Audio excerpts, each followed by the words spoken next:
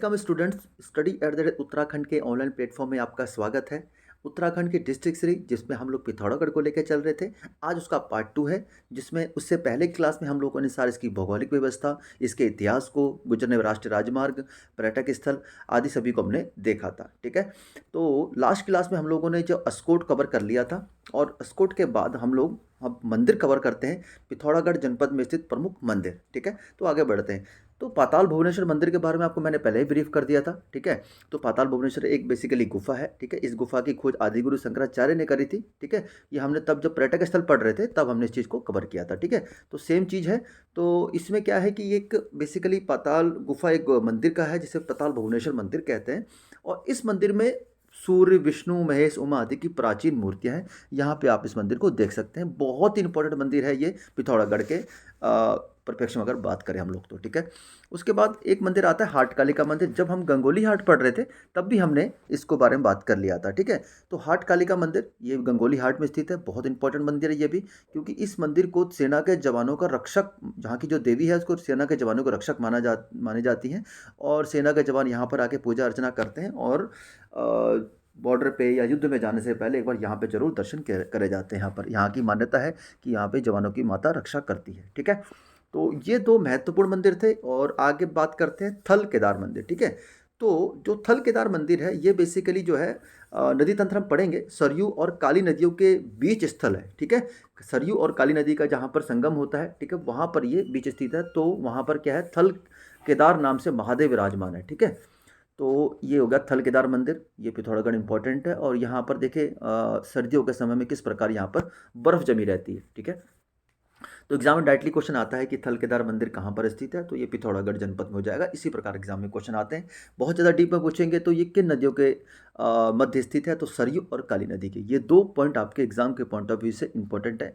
और जो आपका चौथा मंदिर बताना चाह रहा हूँ, ये तो डायरेक्ट आपके एग्जाम में आएगा और से ज़्यादा कुछ नहीं आएगा, कि ये जो असुरचुला मंदिर है ये कहाँ पर स्थित है। ठीक है, और ज़्यादा डीप में अगर बात करें तो असुरचुल, ठीक है, असुरचुल पहाड़ी कहाँ पर स्थित है, जहाँ पर असुरचुला नामक मंदिर स्थित है, तो पिथौरागढ़ में हो जाएगा। तो इसमें कोई आपको डाउट नहीं होना चाहिए। तो ये असुरचुला नामक जो मंदिर है, बहुत प्रसिद्ध मंदिर है। और ये हो गया आपके चार मंदिर हमने कवर कर लिए। ठीक है, अब कुछ अन्य मंदिरों की बात करें जिनमें बहुत ज़्यादा डिटेल में जाने की जरूरत नहीं है, सीधा एग्जाम में क्वेश्चन बनता है ये मंदिर कहाँ पर स्थित है, जनपद का नाम पूछा जाता है। ठीक है, तो सर्वप्रथम बेरीनाग या बिनाग मंदिर बोला जाता है। ठीक है, बेरीनाग बहुत इंपॉर्टेंट मंदिर हो जाता है। छिपला केदार, ठीक है, तो यहाँ पे आपको भगवान शिव छिपे हुए रूप में दिखाई देंगे, तो उसका नाम छिपला केदार मंदिर है।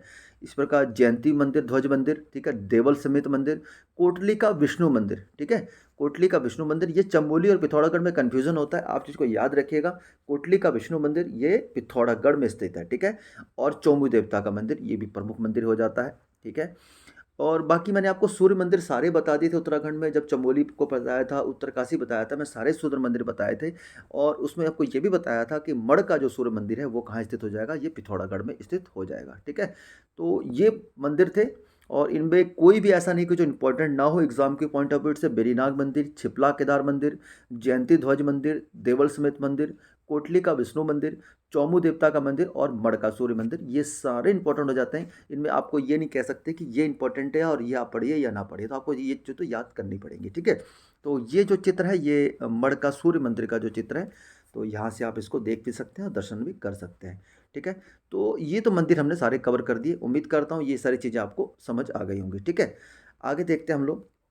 अब पिथौरागढ़ जनपद, जैसे हमने चमोली जनपद में पढ़ा था, उत्तरकाशी में पढ़ा था, टिहरी में पढ़ा था, ये कुछ यात्राएं आयोजित की जाती हैं। उसी प्रकार एक बहुत ही महत्वपूर्ण यात्रा है जो ना केवल उत्तराखंड के परिप्रेक्ष्य में और पूरे भारतवर्ष के परिप्रेक्ष्य में जो धार्मिक यात्रा है वो प्रमुख यात्रा है, कैलाश मानसरोवर यात्रा। ठीक है, तो विभिन्न भारत के विभिन्न कोनों से यात्री आते हैं यहाँ पर, रजिस्ट्रेशन कराकर इस प्रकार की यात्रा करते हैं। ठीक है, तो ये जो यात्रा है ये पूछा जाता है कि ये तीन हमारे जो मुख्य संस्थाएं हैं, जैसे भारत विदेश मंत्रालय, कुमाऊं मंडल विकास निगम व भारत तिब्बत सीमा पुलिस। ठीक है, तो इसमें क्या है कि एक ना ऑप्शन आया था, एग्जाम में क्वेश्चन आया था कि जो कैलाश मानसरोवर यात्रा है वो निम्न में से किसका उसमें योगदान नहीं होता है। ठीक है, तो ये तीनों तो ऑप्शन में थे। ठीक है, तो चौथा ऑप्शन एक और था जहाँ तक मेरे को याद आ रहा है, वो आ रहा है सशस्त्र सीमा बल। ठीक है, तो इसमें चार ऑप्शन थे, तो सशस्त्र सीमा बल वहाँ पे ऑप्शन में नहीं होगा। तो इस प्रकार एक क्वेश्चन बन जाता है किसके सहयोग से चलाई जाती है।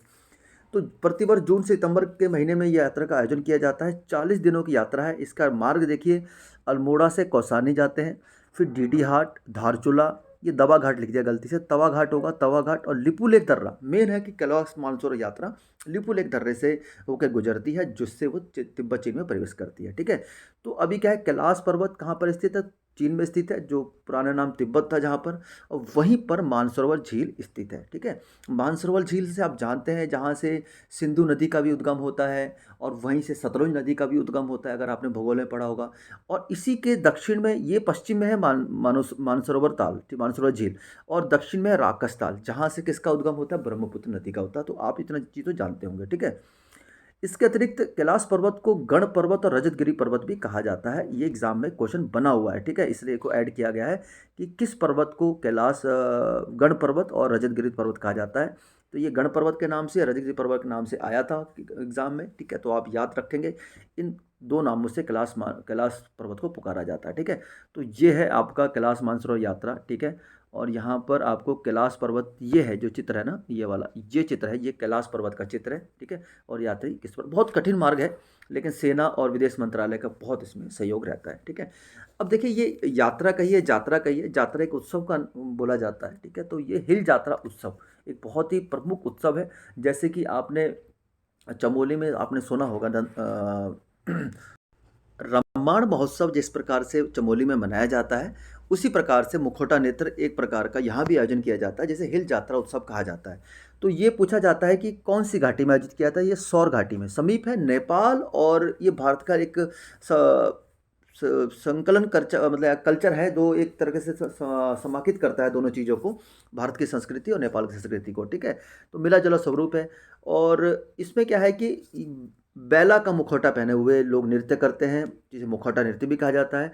ये आई थिंक एग्जाम में क्वेश्चन आया था, उत्तराखंड लोअर पीसीएस के एग्जाम में रिसेंटली जो हुआ था, 2021 में।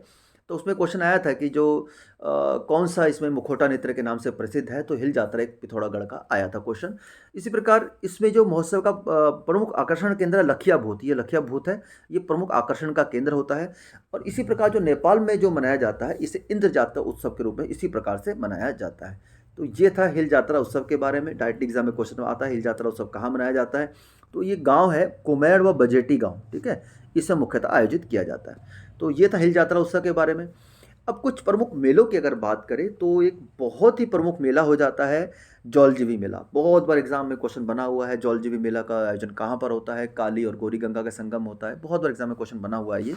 ठीक है, तो ये काली नदी, और ये काली नदी आ रही है, गोरी नदी, ठीक है, गौरी गंगा, इनके संगम पर इसका आयोजन किया जाता है, इस मेले का। ठीक है, और पूछा जाता है इस मेले की सर्वप्रथम शुरुआत कब हुई थी, तो ये वर्ष 1914 में इसकी शुरुआत हुई थी। और साथ ही साथ इसको आरंभ करने का श्रेय जाता है, ये नेपाल के राजा थे गजेंद्र बहादुर। ठीक है, इनको जाता है। ये कुछ फैक्ट हैं जो आपको एग्जाम में बनते हैं, जैसे कौन सी नदी के संगम पर होता है, काली व गोरी नदी के संगम पर, या काली गंगा व गोरी गंगा के संगम पर। इसकी शुरुआत कब हुई थी, किसने प्रारंभ किया था इसको, और किस डेट को इसको राजकीय मेले को घोषित किया गया। तो हरीश रावत जी मुख्यमंत्री थे। तो जनरली ये जो पंडित जवाहरलाल नेहरू हैं, उनके जन्म उत्सव के पे शुरू होता है 14 नवंबर को। तो 14 नवंबर 2014 को ही इसको राजकीय मेला घोषित किया गया था। ठीक है, तो ये था जौलजीबी मेले के बारे में। दूसरा एक थल मेला, जो पिथौरागढ़ के इतिहास से भी संबंधित है और साथ ही साथ भारत के इतिहास को भी टच करता है। कारण यह है कि इस जो यहाँ मेला है, यह मेला पहले देख लेते हैं, ये बालेश्वर थल मंदिर में लगता है। ठीक है, ये बालेश्वर नामक थल मंदिर है, यहाँ पर लगता है। और इस मेले का बहुत ज़्यादा आकर्षण या आप समझ ऐतिहासिक तथ्य ये है कि यह जलियांवाला बाग की याद, जो हत्याकांड हुआ था, उनके शहीद हुए थे, उनकी याद में मनाया जाता है। 13 अप्रैल 1940 से जलियांवाला बाग दिवस मनाने के बाद इसको प्रारंभ हुआ था। ठीक है, तो ये था थल मेला। एग्जाम में डायरेक्टली पूछा जाता है कि जलियांवाला बाग के हत्याकांड के शहीदों के स्मरण में कौन सा मेला मनाया जाता है उत्तराखंड में, तो थल मेला डायरेक्ट एग्जाम में क्वेश्चन आता है। ठीक है, उसी प्रकार एक और मेला है बुराड़ी मेला। तो बुराड़ी मेला ये बुराड़ी नामक स्थान पर लगता है, जो श्याम देवता के मंदिर पर लगता है। इसका चित्र तो ऐड नहीं किया है, तो एग्जाम में क्वेश्चन आता है बुराड़ी मेला का आयोजन कहाँ किया जाता है, तो वो क्वेश्चन का आंसर होगा सीधा पिथौरागढ़ जनपद। ठीक है, तो ये मेला हमने कवर कर लिया। इसके बाद कुछ अन्य मेलों की अगर बात करें, तो जैसे मैंने आपको मोस्ट मानू मंदिर बताया था, ठीक है, पिथौरागढ़ में स्थित है, तो वहाँ पर मोस्ट मानू मेला लगाया जाता का आयोजन किया जाता है। इसके बहुत ज़्यादा डिटेल में कुछ ऐसा फैक्ट नहीं है। हाट कालिका मेला, जैसे हाट कालिका मंदिर है वहीं पर आयोजन किया जाता है।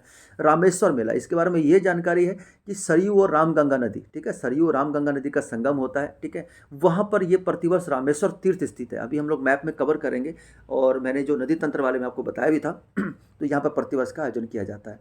और कंडाली उत्सव, कंडाली उत्सव प्रत्येक 12 वर्ष में आयोजित किया जाता है। ये बेसिकली जो भोटिया जनजाति है उसका एक प्रमुख उत्सव हो जाता है ये वाला, ठीक है। ये इसमें आपको फैक्ट भी ऐड किया हुआ है।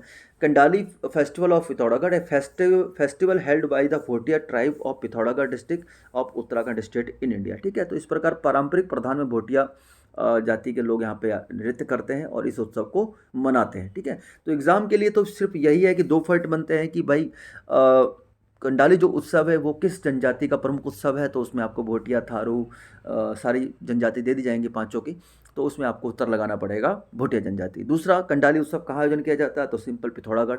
इसी प्रकार मैंने आपको रामेश्वर मेला, हाटकालिका मेला और मोस्ट मानो मेला बता दिए हैं। तो ये सारे मेले हमने कवर कर लिए।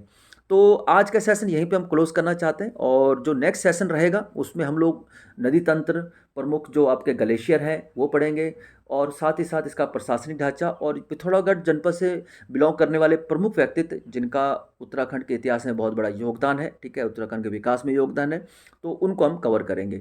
तो उम्मीद करता हूँ ये सेशन आपके लाभकारी सिद्ध होगा। कल थोड़ा पीडीएफ प्रिपरेशन नहीं हो पाएगी, तो इसलिए कल क्लास उत्तराखंड की ये जनपद सीरीज अपलोड नहीं हो पाई थी, तो फिर से आप कंटिन्यू करते हैं, थोड़ा बहुत गैप हो जाता है। तो उम्मीद करते हैं आपका सहयोग बना रहेगा। मिलते हैं फिर नेक्स्ट क्लास में, तब तक के लिए जय हिंद।